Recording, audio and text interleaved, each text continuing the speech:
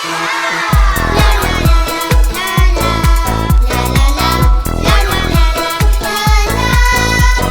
you, Swami.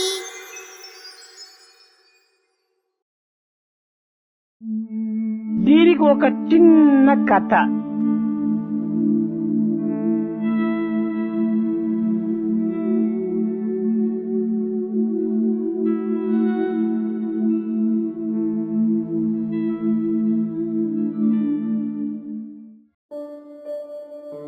There lived in Malur, in the state of Karnataka, a pious Brahmin who was a great scholar, always intent on worship, recitation, and meditation. This noble man was known far and wide for his virtuous character.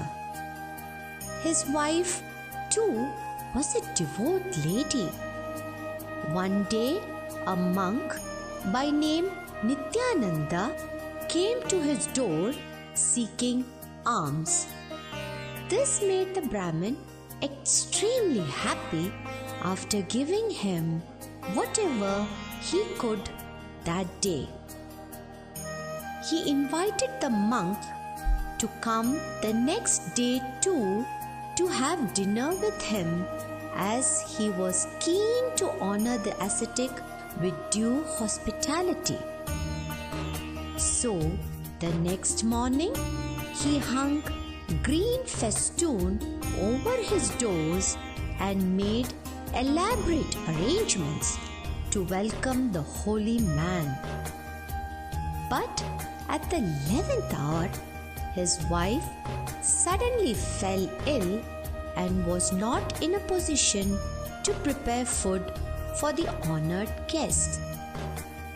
At this moment, a neighbor volunteered to cook the meal, and so she was brought into the kitchen. Everything went off well, and all were happy as they could be under the circumstances.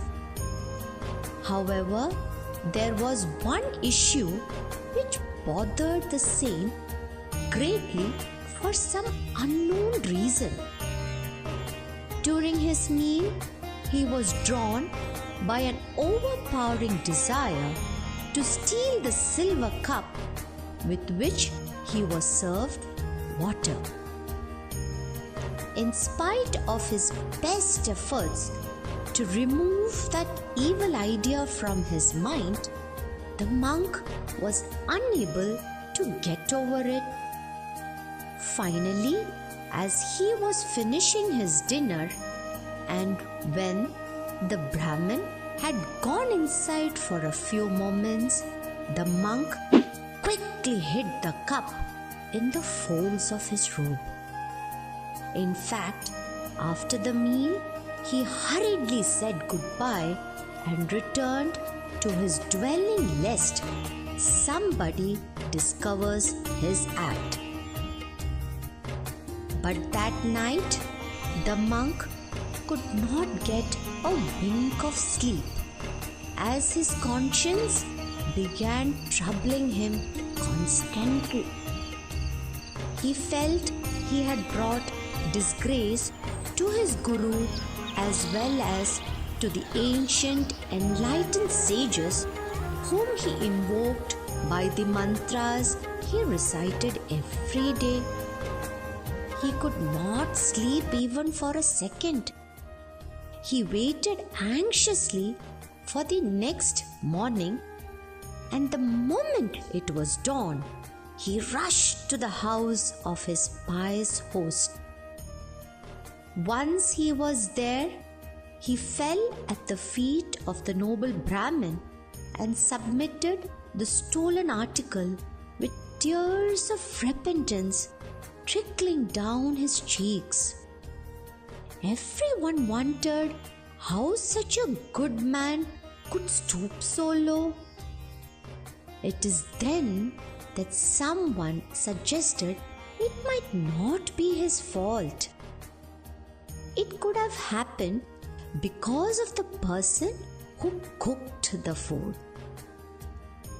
And so The Brahmin now examined the history of the neighbor who had cooked the food.